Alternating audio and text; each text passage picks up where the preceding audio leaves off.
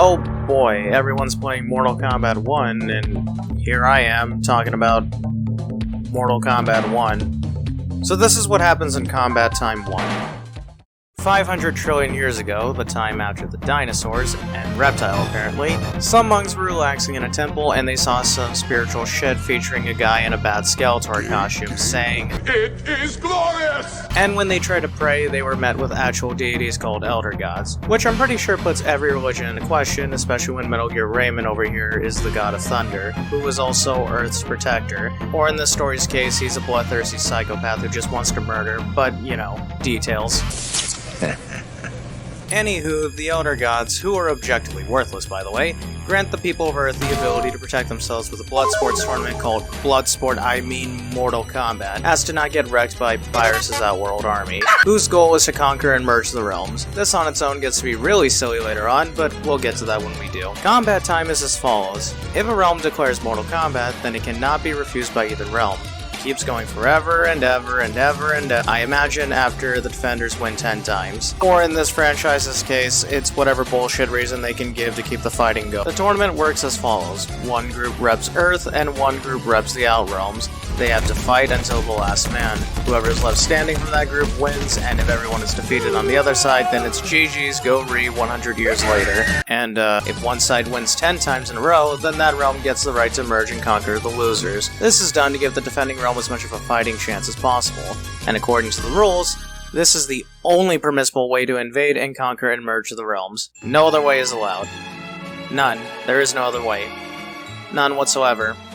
There's no other way. Next, the defenders of the realms can't be punched until after Mortal Kombat has officially started. And if you break any of the aforementioned rules before, during, or after the tournament, you literally face divine wrath. And this will remain a consistently well-maintained and thought-out accurate fact, I pinky promise. Cue Immortal Wombat, and we are met with a guy named Goral Lives. He is a half-dragon despite looking nothing like any dragon in any fiction ever, or even the logo, but I won't crush his dreams. Goral Lives has been the champion of Mortal Kombat for 900 years. If he wins this last tournament, it's so freaking Jover, man. But even if you best him, you have to fight the god, the man, the myth, the legend himself, Kari Hiroyuki Takawa. Your soul is mine. Oh god. This playable cast of characters comprises of not Bruce Lee, Cage, Barbie, Ed Boon's sister, Yellow Ninja, Teal Chinese Ninja Warrior, and finally Jack the Ripper. All these not made up on the spot characters are very complex in terms of personalities for an arcade game in the 90s. Not Bruce wishes to bring back this tournament into the hands of Earthrealm. Basic pro-tag things. His motivation is essentially, hey, the fuck man, give me back the tournament.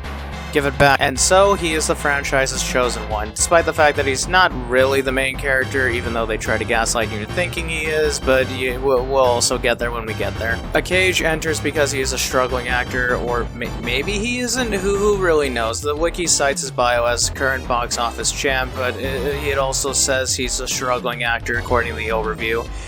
He was able to enter the tournament despite how the lore makes it clear that the world is oblivious to the concept of Mortal Kombat, because he was able to enter the tournament. Don't think about it. A barbecue grill is a master criminal here to take Soul Man's treasure, and was in turn being pursued by Lady Boon, who is a part of the Special Forces. This ended poorly for her as she and her squad were ambushed by Soul Bad Guy, who proceeded to Soul all over them. Lady was then met with an ultimatum: join Bloodsport to save her team or die.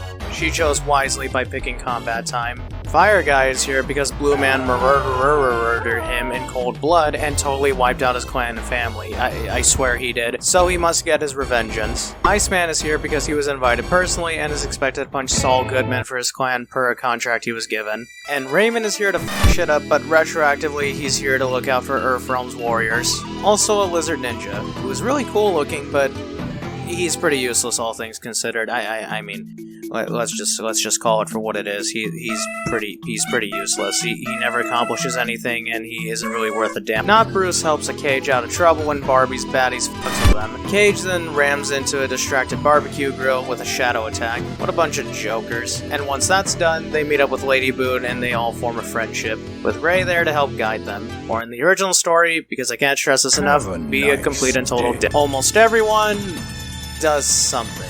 In the tournament, we don't actually know. It's not a very eventful story in this continuity. Play Mortal Kombat 9, honestly, or watch the movie.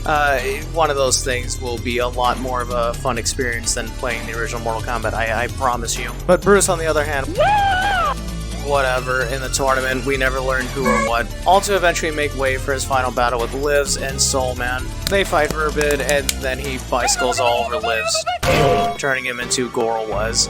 Was fights Grill, Cage, and Lady, while Lee and Saul Goodman battle. The fight wasn't too rough, as not Bruce Lee uses his famous flying kick, which was taught to him by a bottle of Jack Daniels. Soul, for the first time in 900 years, is very shocked. Not Raymond shocked, but still shocked he lost. Then the island decides to self-destruct. So much for aggressive forces not being able to kill the defenders after the tournament is over, lest they risk divine judgment. Good job, Elder Gods. This will be the first of many blunders you do in this series. Goro Was is now presumed Goro unalive after he goes missing after his final fight. Somehow no one could explain how or why he's assumed dead. Just go with it. Cage is taken to a Special Forces ship where he's met by Hacker Man, Lady Superior, and this appearance is before he gets the metal arms that makes him cool. Cage explains what happens, but Hackman doesn't believe him.